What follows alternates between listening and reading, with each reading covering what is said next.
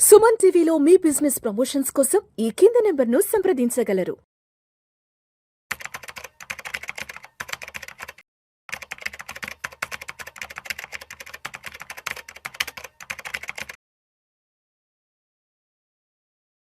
నమస్తే, welcome to Vishnu talks. నేను విష్ణు. ప్రస్తుతం నాతో పాటు NISM and CRISIL certified wealth manager Revanth Chalamala ఉన్నారు. వారితో మాట్లాడదాం. నమస్తే రేవంత్. నమస్తే అండి Revanth, welcome to Vishnu talks and welcome to Suman TV. Thank you. So Revanth, గత 18-19 నెలలుగా మార్కెట్లకు ఎన్ని రకాల దెబ్బలు పడాలో అన్ని రకాల దెబ్బలు మార్కెట్లకు పడుతూనే ఉన్నాయి. ఎన్ని రకాల ఇబ్బందులు పడాలో అన్ని రకాల ఇబ్బందులు మార్కెట్లు కంటిన్యూస్గా 2024 సెప్టెంబర్ నుంచి మార్కెట్లు పడుతూనే ఉన్నాయి. సరే, మార్కెట్లు పడడం మొదలైన దగ్గర నుంచి ఈ మెటల్స్ అయితే మాత్రం విపరీతమైన ర్యాలీ స్టార్ట్ అయిపోయినాయి. మనం ఎవరూ కూడా ఊహించిన రీతిలో బంగారం, వెండి ధరలు ఆల్ టైమ్ హై చూసేసాం మొన్నటి దాకా. 24 క్యారెట్స్ 10 గ్రామ్స్ అయితే ఆల్మోస్ట్ ఒక 2 లక్షలకి వెళ్ళిపోయింది. సిల్వర్ ఏమో 4,20,000, 4,30,000 దాకా వెళ్ళిపోయింది. సో ఇప్పటిదాకా మనం చూసిన గతం ఇదంతా కూడా.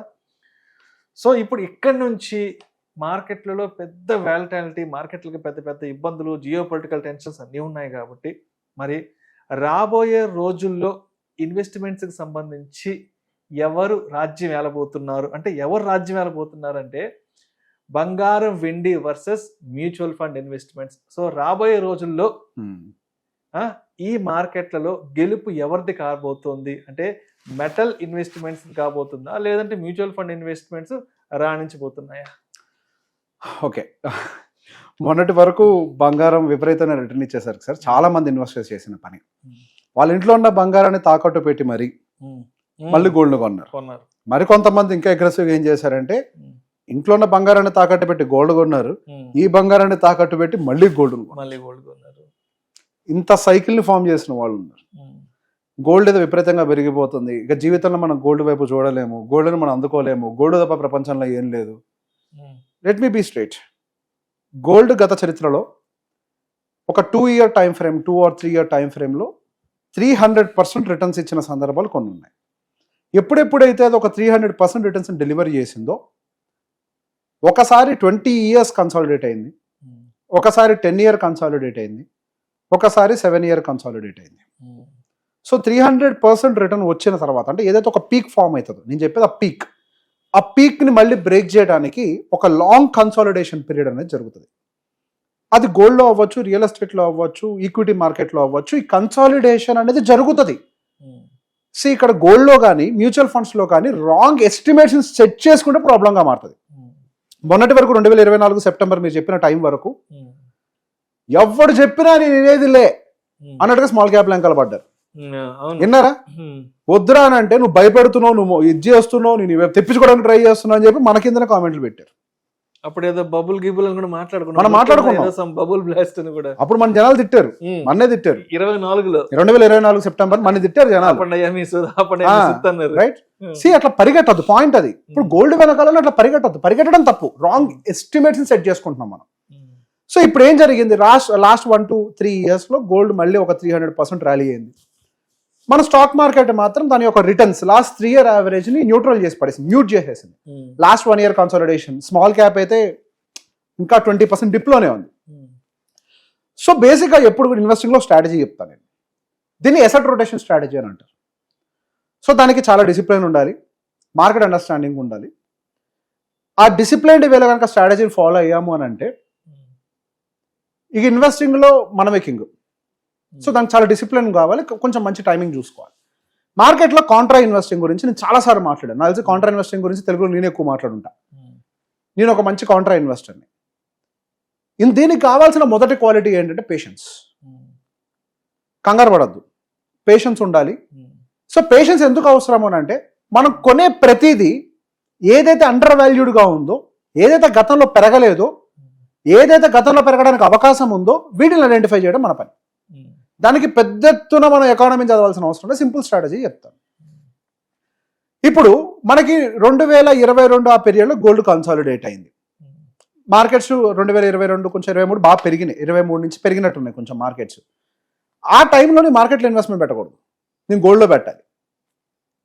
గోల్డ్లో కూడా పెట్టుబడి పెట్టేటప్పుడు ఎట్లా పెట్టాలి అని అంటే మన టోటల్ పోర్ట్ఫోలియో వాల్యూలో గోల్డ్ని ఒక ఎసెట్ క్లాస్ కింద పరిగణించి 10 to 15% వెయిటేజ్ ఇవ్వాలి. తర్వాత మార్కెట్లు బాగా పెరిగి, ఆ మార్కెట్లు బాగా పెరిగినప్పుడు లార్జ్ క్యాప్ ఎక్కువ పెరగలేదు, స్మాల్ క్యాప్ మిడ్ క్యాప్ పెరిగింది.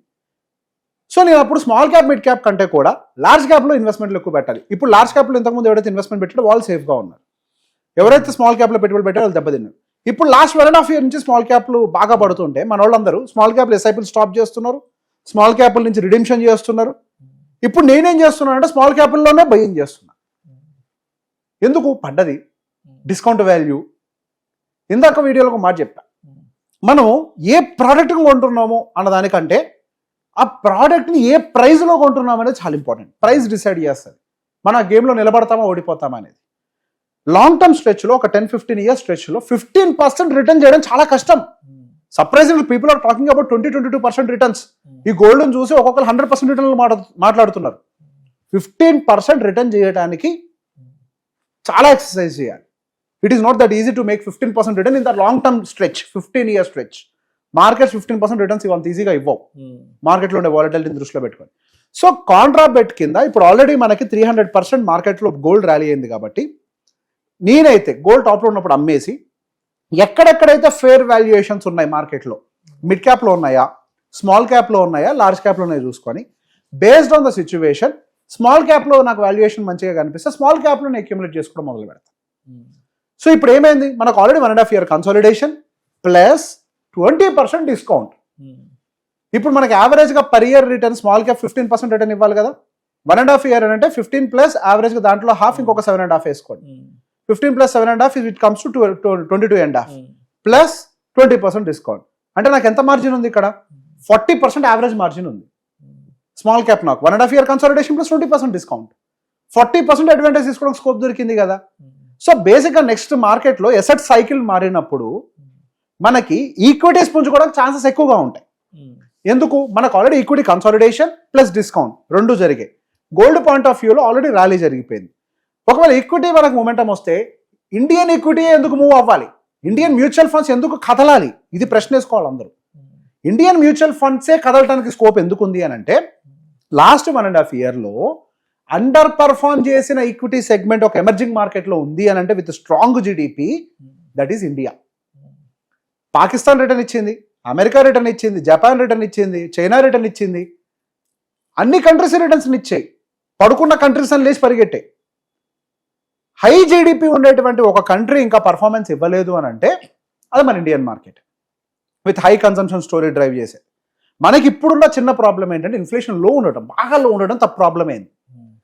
అదృష్టం బాగుండి యుద్ధం జరుగుతుంది, ఆ యుద్ధం వల్ల ఇన్ఫ్లేషన్ పెరుగుతుంది. మనకి ఇన్ఫ్లేషన్ లో ఉండటం వల్ల కంపెనీస్కి నామినల్ జీడిపి రావట్లేదు పెద్దగా. సో బేసిక్ ఏంటి అని అంటే రియల్ జీడిపి ప్లస్ ఇన్ఫ్లేషన్ కలిపితే మనకు ఒక ఫిగర్ వస్తుంది. అది చాలా ఇంపార్టెంట్. మనకు అది సింగిల్ డిజిట్లో వస్తుంది, అది డబుల్ డిజిట్ ఉండదు యూజువల్లీ. రానున్న రోజుల్లో మనకి ఈక్విటీ మార్కెట్స్ వైపుగా కొద్ది అడ్వాంటేజ్ మారడానికి ఎక్కువ ఛాన్సెస్ ఉన్నాయి. ఎందుకనంటే ఒకటి consolidation, fall, and already other asset class 300% rally అయింది. What is that other asset class? That is gold. So ఎప్పుడైనా గోల్డ్ ఒక 15%కి కుదించుకొని మిగతాది అండర్ వాల్యూడ్ ఏవేవి ఉన్నాయో వాటిల్లో ఇన్వెస్ట్మెంట్స్ పెట్టుకుంటే మనకి నెక్స్ట్ రాబోయే సైకిల్ బెటర్ రిటర్న్స్ రావడానికి చాలా హై ప్రాబిలిటీ ఉంది. అండ్ మనకి when it comes to equity markets, mutual funds returns ఇవ్వడానికి mutual fund industry equity market చూడాల్సిన బ్యాడ్ అంతా చూసేసింది, అన్ని దరిద్రాలు చూసేసింది, ఇంకా మిగిలింది ఏం లేదు. వార్ చూసింది, టారిఫ్ ఇష్యూస్ చూసింది, హై ఇన్ఫ్లేషన్ చూసింది, లో కంపెనీస్ గ్రోత్ చూసేసింది, హై ఇంట్రెస్ట్ రేట్ చూసింది, ఇప్పుడు లో ఇంట్రెస్ట్ రేట్ వైపుగా మూవ్ అవుతున్నాం, అన్ని చూసేసాం. ఇంకేంటి పెండింగ్ ఉంది మార్కెట్కి? ఇప్పుడు ఏంటి ఖాళీగా ఉంది? ఇంకా పెండింగ్ ఏం లేదు మార్కెట్కి. టారిఫ్ ఇష్యూ సాల్వ్, యుద్ధాలు అవి జరుగుతూ ఉంటే మార్కెట్ పట్టించుకోకపోతూనే ఉంటుంది, టెంపరీ రియాక్షన్ ఇచ్చేసి. ఇక బ్యాలెన్స్ ఏదైనా ఉంది అంటే ఒక గుడ్ న్యూసే. ఇక అంతకుమించి ఇక బ్యాలెన్స్ ఏం లేదు. ఒక మనిషి జీవితంలో అన్ని దరిద్రాలు చూసాక ఇంకేం మిగిలింది, పోవడానికి ఇక మంచే కదా అని అనుకుంటారు, ఇక మిగిలింది మంచే కదా అని. ఈక్విటీ మార్కెట్ కండిషన్ ఇప్పుడు అదే, ఇంకా మంచి పెండింగ్ ఉంది. సో బేసిక్ ఇప్పుడు ఈక్విటీ మార్కెట్స్కి చాలా హై ప్రాబబిలిటీ ఉంది. సో ఇన్వెస్ట్మెంట్స్ పెట్టుకునేటప్పుడు ఇప్పుడు rather than gold, what I prefer personal building my portfolio is I prefer more equity related mutual funds. Debt కూడా ఇప్పుడు నీకు ఎక్కువ ఫోకస్ పెట్టను. I don't believe markets will fall more from here. So det based కంటే కూడా equity based mutual funds లో అందులో పర్టికులర్గా నేను స్మాల్ క్యాప్ సెగ్మెంట్ మీద ఇప్పుడు ఎక్కువగా ఫోకస్ పెట్టాలనుకుంటున్నాను. ఎందుకంటే ఇప్పుడు స్మాల్ క్యాప్ నాకు ఎక్కువ అంటే 40% డిస్కౌంట్ నాకు కనపడుతుంది. స్ట్రైట్ అవే 20% ఫాలే, బట్ నాకు మొత్తం కలిపి 40% డిస్కౌంట్ కనపడుతుంది. అండ్ వాటిల్లో ఎర్నింగ్స్ కూడా బాగా రివైవ్ అవుతున్నాయి. మిడ్ క్యాప్ తో కంపేర్ చేస్తే స్మాల్ క్యాప్స్ ఇంకెక్కువ అట్రాక్టివ్ గా కనపడుతున్నాయి. Of course large caps are good eventually, and small caps are looking more attractive. And the beauty ఏంటి అంటే స్మాల్ క్యాప్ తోటి ఇప్పుడు ఒకప్పుడు లార్జ్ క్యాప్ కంపెనీస్ ఏ సైజులో ఉన్నాయో ఇప్పుడు స్మాల్ క్యాప్ కంపెనీస్ ఆ స్థాయికి చేరాయి. వాటి యొక్క మార్కెట్ క్యాప్ ఆ స్థాయిలో ఉన్నాయి. ఇప్పుడు 2000 ప్లస్ మార్కెట్ క్యాప్ ఉండే కంపెనీస్ ఇప్పుడు 1000 ఉన్నాయి దాదాపుగా మార్కెట్లో. ఒకప్పుడు లేవు, 500 కూడా లేవు ఒకప్పుడు. ఇప్పుడు 1000 ఉన్నాయి కంపెనీలు. సో మనకు ఆ ఇండెక్స్ పెరుగుతుంది. అండ్ దాంతో పాటుగా ఏంటి, ఆ స్మాల్ క్యాప్ కంపెనీస్ లో నెంబర్ ఆఫ్ సెక్టార్స్ ఎక్కువ. మనకు లార్జ్ క్యాప్ లో అన్ని సెక్టార్స్ దొరకవు. సో ఆల్రెడీ అండర్ పర్ఫార్మెన్స్ కానీ, కంపెనీ రివైవల్స్ కానీ, ఎకనామిక్ గ్రోత్ యాక్టివిటీ కానీ, ఇదంతా కూడా మనకి ఈ స్మాల్ క్యాప్ సెగ్మెంట్లో ఇప్పుడు నాకు ఎక్కువగా ఫోకస్ కనపడుతుంది. రానున్న రోజుల్లో మేబీ 2025 మొత్తం గోల్డ్ గురించి మాట్లాడుకున్నాం కదా, 2026 ఎండింగ్ 2027 మొత్తం కూడా మనం ఈక్విటీ మ్యూచువల్ ఫండ్స్ గురించి మాట్లాడుకుంటాం. ఈక్విటీ మ్యూచువల్ ఫండ్స్ గురించి. కానీ ఇక్కడ మన వ్యూవర్స్ గుర్తుపెట్టుకోవాల్సింది ఏంటంటే బస్సు పరిగెట్టాక దాన్ని ఎక్కకండి. నేను ఎప్పుడో బస్ థియరీ చెప్తా, బస్సును చేజ్ చేయొద్దు, బస్సు ఆగున్నప్పుడు ఎక్కండి, అంతే. సేఫ్ అది లైఫ్ సేవర్ కదా, అంతే. మనం కూల్ గా ఉన్నప్పుడు మనం దాంట్లో ఎంట్రీ తీసుకుంటే ఆ జర్నీ మొత్తం సాఫీగా సాగుద్ది. కానీ మన వాళ్ళందరూ ఏం చేస్తారు, న్యూస్ లోకి వచ్చి మళ్ళాంటి వాళ్ళు అంత రిటర్న్స్ వచ్చాయి, ఇంత రిటర్న్స్ వచ్చాయి, అబ్బో అంటే తప్పించి దాని వైపు చూడరు.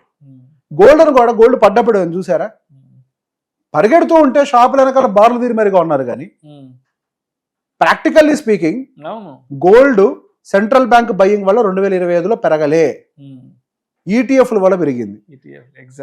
సిల్వర్ ఇండస్ట్రియల్ డిమాండ్ వల్ల పెరగలే, ఈటీఎఫ్ల వల్ల పెరిగింది. అది రియల్ డిమాండ్ కాదు, అది అయిపోయింది దాని rally. Gold is history now for next 2-3 years maybe. ఇంకా గోల్డ్ చరిత్ర కింద మాట్లాడుకోవడమే. అప్పట్లో గోల్డ్ అంత రిటర్న్ వచ్చిందని ఒక 2-3 ఏళ్ళు పెరగదు, మళ్ళీ ఏదైనా రిసెషన్ వస్తుంది తప్పించి. అంటే 2025 ర్యాలీ గురించి అంటే దాన్ని ఒక హిస్టరీగా బేస్ చేసుకుని 2027-28 మాట్లాడుకుంటాం అంతే.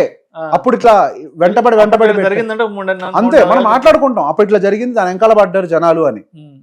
ఎప్పుడైనా ఏ కథ అయినా ఒక సంవత్సరం తర్వాత చరిత్రగా మారుతుంది. గోల్డ్ కూడా అంతే. మనం రియాలిటీలో ఓపిక, ఎవరైతే ఈక్విటీ ఇన్వెస్టర్స్ మ్యూచువల్ ఫండ్స్ లో ఉన్నారో పేషెన్స్ అవసరం, ఇన్వెస్టింగ్ లో డిసిప్లిన్ అవసరం, పడుతున్నప్పుడు ఇంకెక్కువ యాడ్ చేయడం అవసరం, కంగారు పడాల్సిన అవసరం లేదు. ఈక్విటీ మ్యూచువల్ ఫండ్స్ చాలా మందికి రిటర్న్స్ తెచ్చి పెట్టాయి, అందుకే మీరు వచ్చారు ఈరోజు. అవి చూసే వచ్చారు మీరు. ఆ చూసి వచ్చిన వాళ్ళ రిటర్న్స్ తీసుకోవాలంటే ఓపిక పట్టి వెయిట్ చేయండి. వెయిట్ చేసి equity mutual funds will win in 2026 ending 2027 story. Right, thank you so much Revanth. So మొత్తానికి ఈ మార్కెట్ల అల్లకల్లోలాల మధ్య రాబోయే 2-3 సంవత్సరాలలో అటు మెటల్స్ రాజ్యం వెళ్తాయా లేదంటే మ్యూచువల్ ఫండ్ ఇన్వెస్ట్మెంట్స్ రాజ్యం వెళ్తాయా అన్న దాని గురించి చాలా చక్కగా తెలియజేశారు. Thank you so much. Most welcome.